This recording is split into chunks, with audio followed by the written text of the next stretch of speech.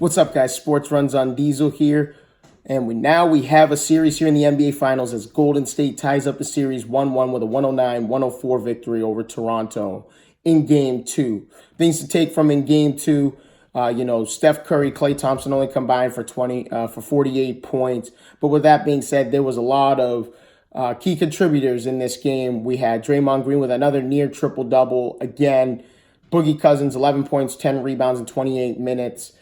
Quinn Cook coming off the bench with 3 key three-pointers with 9 points also off the bench. And then, we all know about Iguodala's three-point shot with 5.9 seconds remaining to go up 5 and seal the deal for Golden State to win Game 2. Also, on Toronto's side of the ball, Kawhi Leonard here had 34 points, but he only shot 8 of 20 from the field, 2 of 9 from downtown. Got to see better shot selection out of Kawhi Leonard, even though Draymond Green played phenomenal defense against him for most of the game. But Kawhi Leonard's got to find a way to get his teammates more involved. Van Fleet did an excellent job, 17 points off the bench again.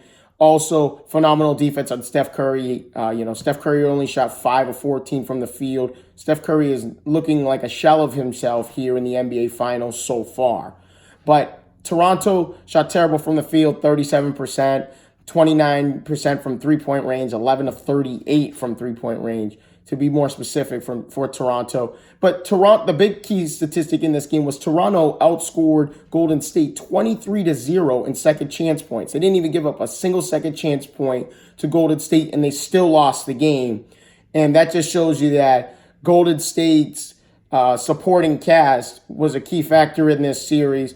Boogie Cousins also had 6 assists in the game as well. So when you get DeMarcus Cousins in the game, you're going to get scoring, you're going to get rebounding, and you're also going to get phenomenal passing from Boogie Cousins, a big man who can pass the ball better than the average big man. So Golden State did a very good job. Both teams shot well from the free throw line, so it was pretty much an even game from the free throw line. The big thing with me is Kyle Lowry fouled out with 4 minutes left in the game.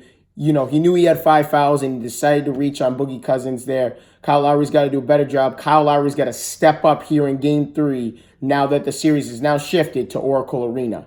But my keys to Game 3, especially for Toronto, Siakam, Ibaka, and Gasol have to step up, especially Serge Ibaka and Marc Gasol. They only combined for 13 points in Game 2, where Marc Gasol himself in Game 1 had 20 points. So we need to see more of them on the offense and defensive side of the ball. Siakam, only had like 12 points here in Game 2, had 32 in Game 1. Siakam's got to step up and be that guy he was in Game 1 where he was unstoppable.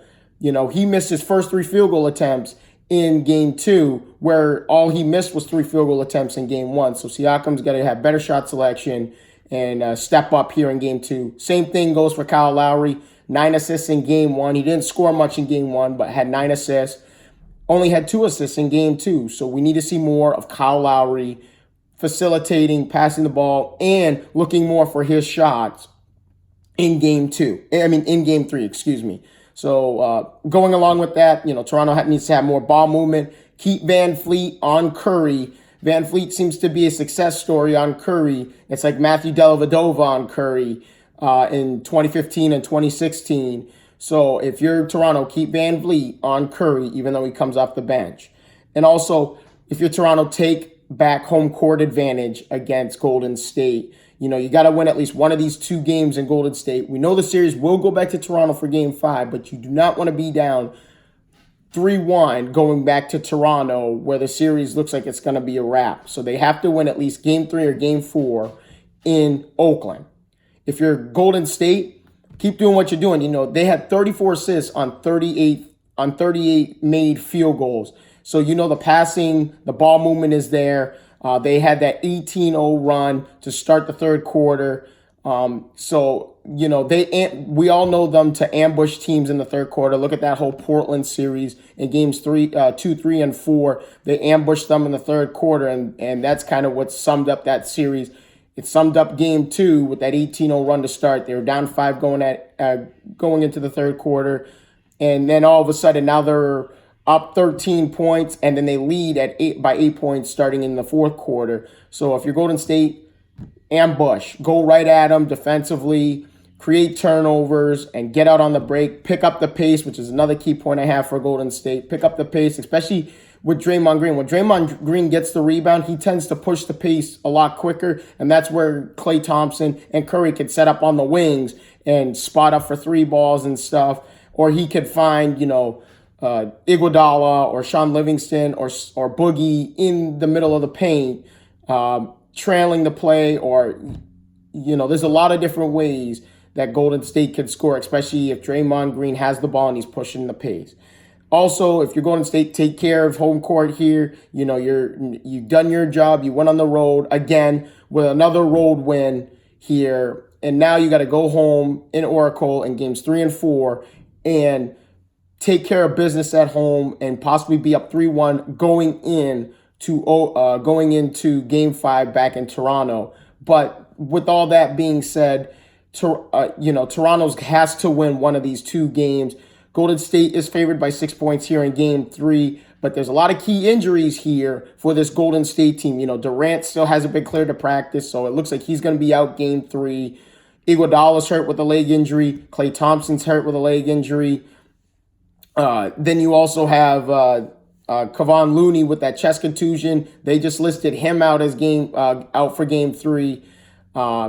Klay Thompson is considered questionable for game 3, but if he is not playing game 3, they're going to need a monster night from Steph Curry. And I'm talking like 40-plus points in order for Golden State to win this game.